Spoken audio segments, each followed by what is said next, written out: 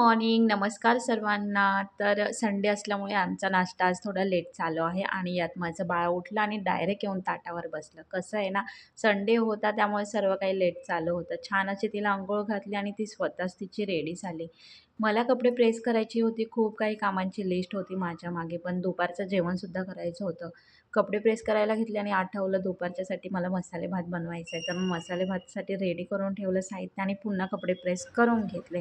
जेवायला बसायचंच तर माझ्या बाळाला राईस नको होता, तर मग तिच्यासाठी छान असा एक ऑमलेटची पोळी काढली आणि ऑमलेट चपाती तिला खायला दिली. जेवण झाल्यानंतर दुपारी थोडा आराम केला आणि तिला उठल्यानंतर स्टडी करायला बसवलं. बिकॉज आम्हाला आमच्या मोठ्या घरी जायचं होतं. आज आमच्या मावशी आल्या होत्या, त्यामुळे सर्वजण एकत्र जमलेलो आम्ही आणि छान असं जेवण चालू होतं. मुलींचं इकडे जेवण झालं होतं आणि मस्ती चालू होती. तर असं होतं आमचं